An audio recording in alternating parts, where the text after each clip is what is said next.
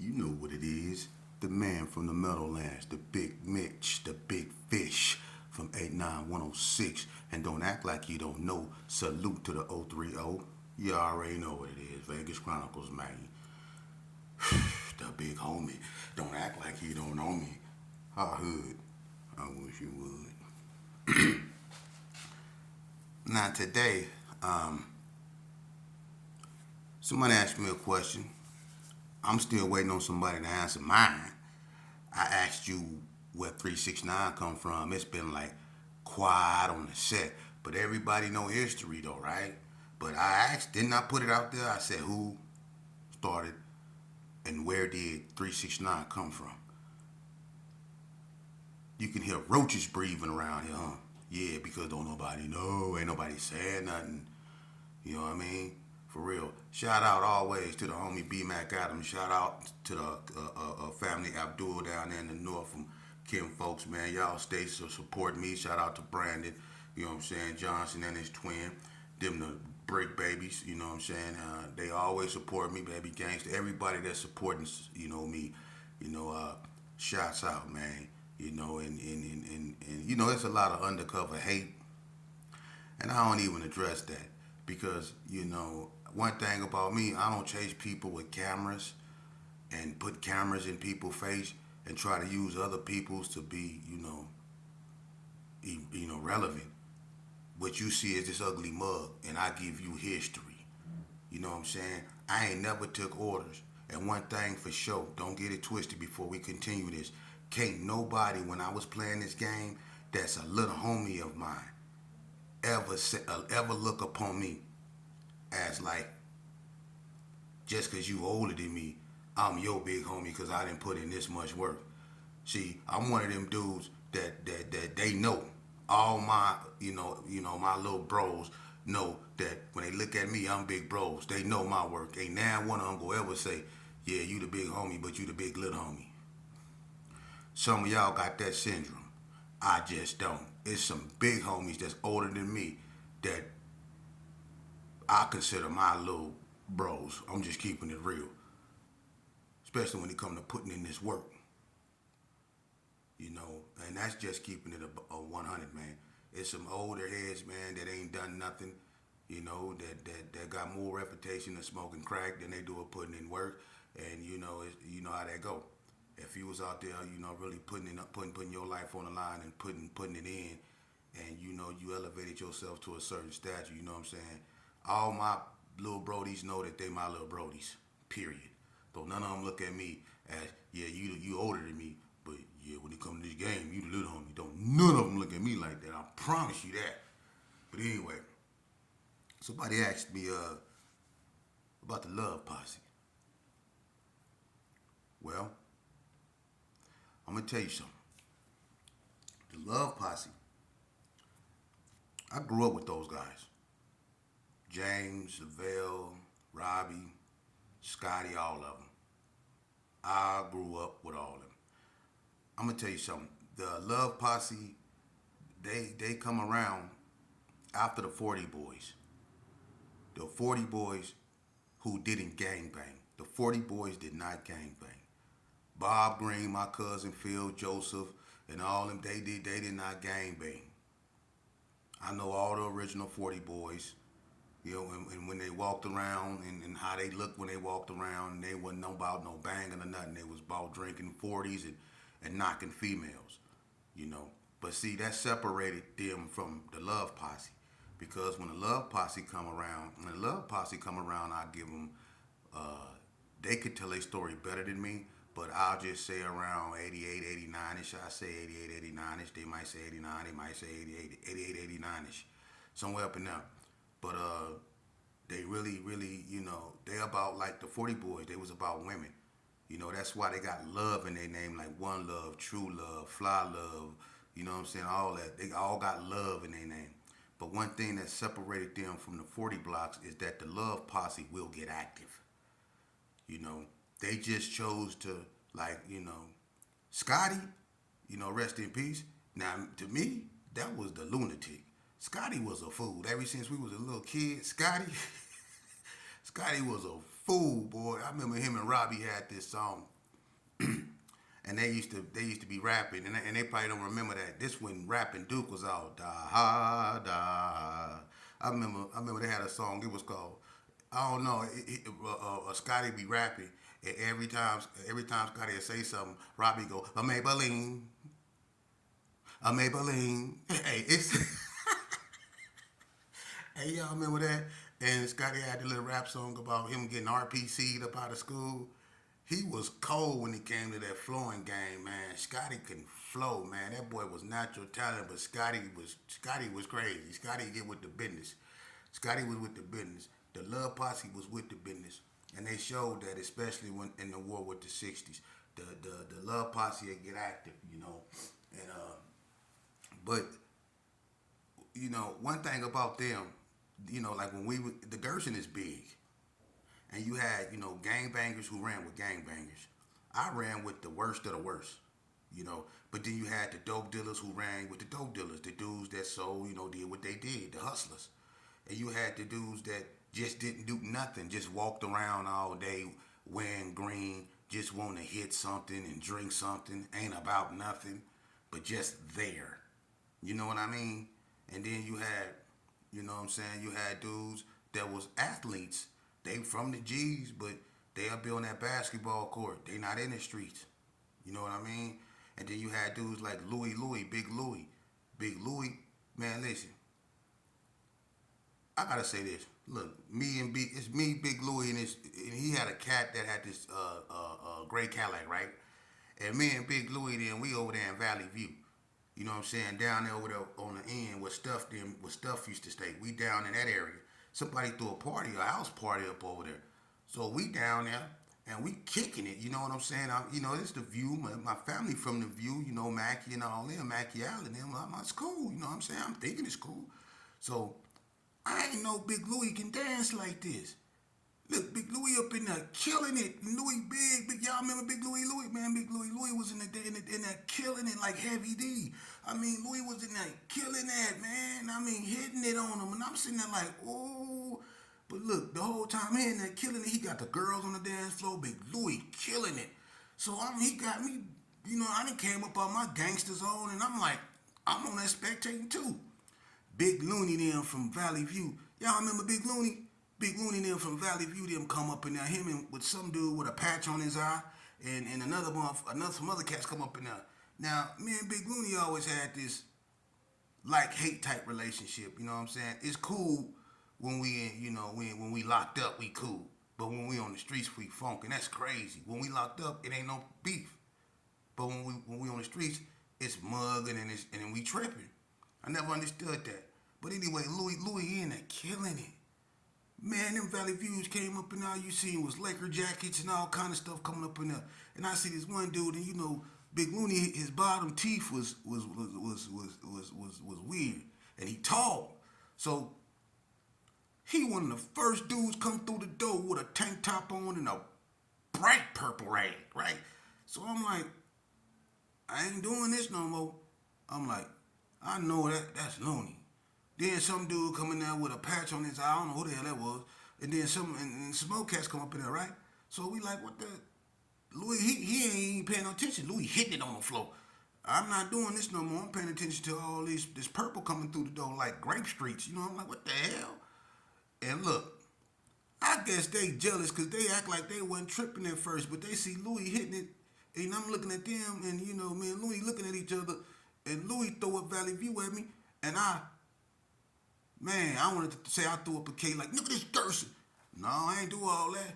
I threw it up, but it wasn't aggressive. You know what I mean? I threw it up like I was in their hood. You know what I mean? And he was like, he wasn't tripping. Man, once they seen how the girls was screaming and Louie, I guess Louie, he didn't feel like they was gonna do nothing. So he in there hitting it like Heavy D. He hit it. You know what I'm saying? 1990 Chum Rock, he hitting it. Next thing you know, they started hitting us. Me, Louie, and that cat. It's some, I don't know this dude's name, but it was a dude in a gray car that brought us over. They beat the brakes off us because Louie was in there. Man, they whooped us out. They whooped us out. I'm gonna get back to that at a later date because you know I ain't let that ride. Oh no, not at all. But anyway, moving on. The Love Posse, man. Rest in peace of Fly Love. I think Fly Love passed away. I heard One Love passed away. I don't know if that's true, but uh, you know, one thing I remember about the Love Posse is walking through the G's, and you know, especially over there where Crazy Katie stayed, cause Baldhead, he one of the main ones. You know what I mean? Him, Robbie, they all stayed in that little area up over there. Man, I used to walk down that long sidewalk right by Louie. When Louie stayed on the end. I used to walk by that long sidewalk. You would see them laying out there with girls. They had listen. One thing about the Love Posse, I can truly say this because when we was growing up, you know, Lavelle, and I think James. James went dark with the pink lips. Remember we was Long James, boy. You was a cold looking creature, boy. When you was a little kid, boy, and you grew up to be, I think, true love. But boy, when we was little, you looked at boy. You come on, man. Boy, you looked like Mad Bummer. When you was a little kid, boy, your hair was nappy, them lips was pink. You already know you was a walking crumb session. But when you grew up, man, you know what I'm saying? I can't knock you, man. Y'all brought a lot of females to the G's when Puncho and Danny McCoy and all the Gersons got 86 and they was kicked out the Gerson. Y'all brought a new batch of women to the G's. If it don't be for the Love Posse, it don't be that many women in the Gerson. The Love Posse kept them females around them. Love Posse was knocking. And they be having them straightened up all in the grass, all in the corner. You know what I'm saying? Even Metro, when they put the substation over there, they knew that. They knew it was some new, them Love Posse. They was about, they probably got more kids than anybody in the game. The Love Posse. Because all they did was have them girls about that jacked up. They be, yeah, with all, and then you go over Baldhead House, you might walk into an orgy. They be having women talk, man, listen, the Love Posse stand for just what it stand for, man. It was about their women. They wasn't followers. When we go put in work, you know what I'm saying? They didn't do that. They didn't follow us. They did what the Love Posse wanted to do, and we salute them for that, and we don't hate on them for that because them is our little brothers. Them is our big brothers. That's our family. And they're just as authentic as the Wax, as the Kingsmen's, as anything else that came from the bricks. They just chose to be debonair, and ain't nothing wrong with that. Like I said, you know, them dudes was some debonair, suave type dudes, you know what I'm saying? You know what I mean? To me, they, you know, coming up out of Herbert Gerson, they was the first Max, if you ask me. Before, you know, the PGGs and all that came in existence. The Love Posse put that down. They started putting that down, man. You know what I'm saying? And then the Max came. You know what I'm saying? So the Gerson always had, you know, these players in the circle. You had gangsters, ballers, players, all that. And the Love Posse to me with the Max, you know, I just say the Love Posse because they older than the Max. The Love Posse, man, really, you know, really solidified that, you know, stamped that, man. The G's ain't to be slept on in no way, shape, shape when it come to Mackin. So them Love Posses kept a lot of girls up over there. You know what I'm saying? So, but I would prefer the Love Posse to get up here and, you know, talk a little bit more about, you know, how they decide to form and start calling themselves Love Posse because, you know, we come from the same area, but we didn't hang around each other. I hung out, me and Skeet, I mean, it's not Skeet, but Scotty, we kicked it a lot because Scotty, even though he was Love Posse, he still had a gangster type of mentality. So, you know, Scotty always wasn't scared to jump in that car and flag up and go do something. And I ain't saying the other ones ain't. It's just they prefer to, you know, be around. Ain't nothing wrong with that. To hang around women and do what they wanted to do. And I salute them because they was one of the first ones in the G's that decided to, you know, to do their own thing, you know.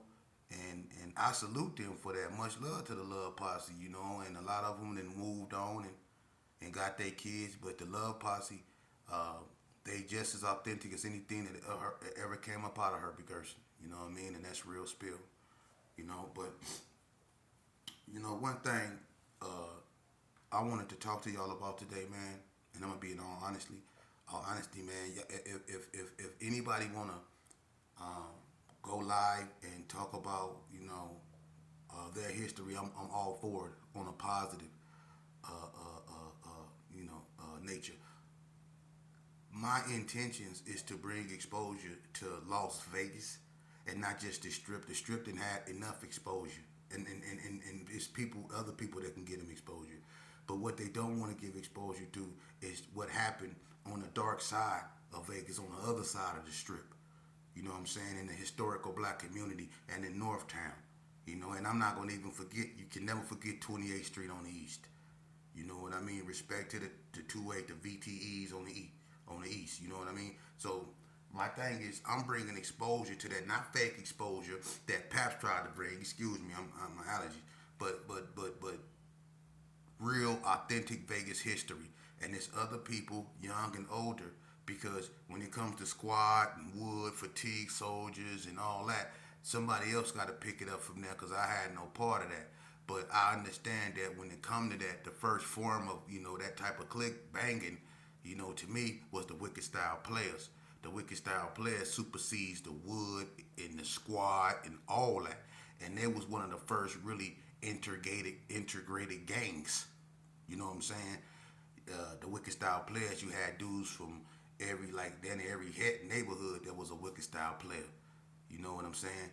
And before the Wicked Style Players, you had what was known as JCs, and JCs was just chilling. You know what I'm saying? And that was way back in '89.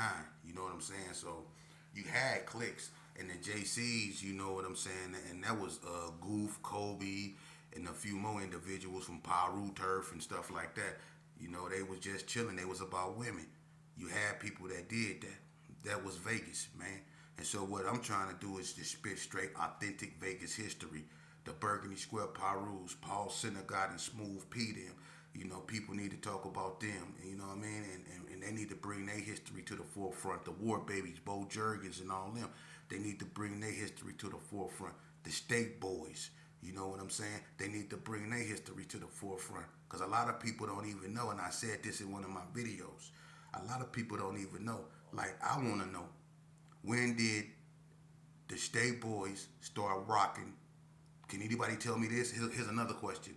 I put the 369 question out there, right?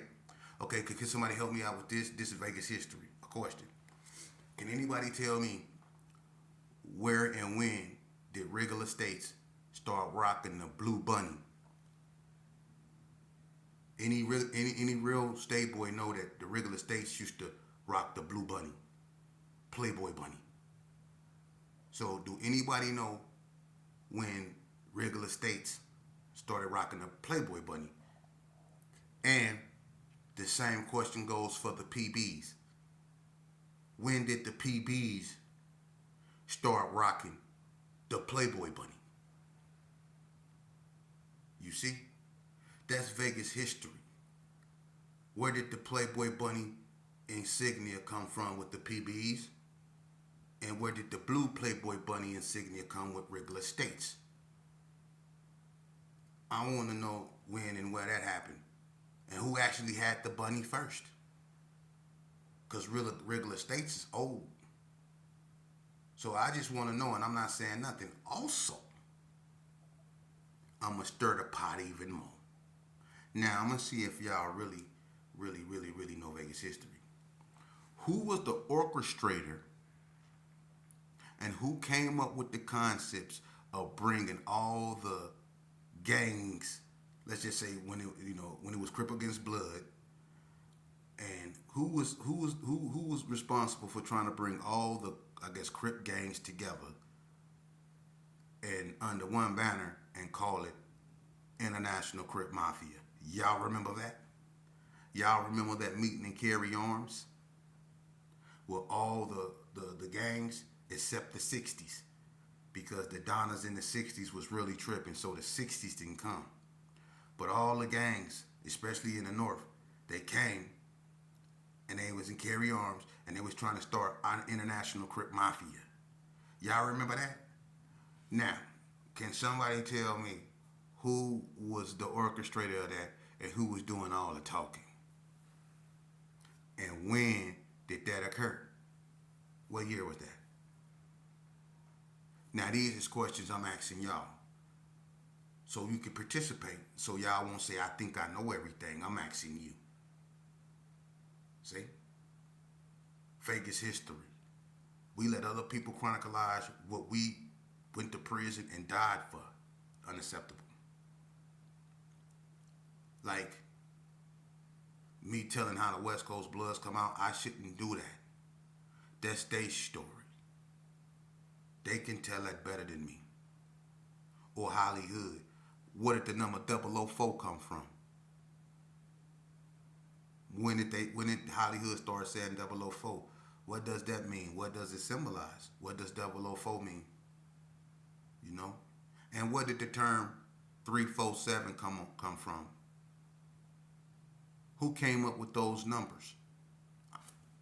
I'm just spitting Vegas history. You see? Where did those numbers come from? 347. Where did 357 come from? We know where 1304 come from, but where did 357 come from? Because the PB's numbers is 357 too. So where did the 357 come from?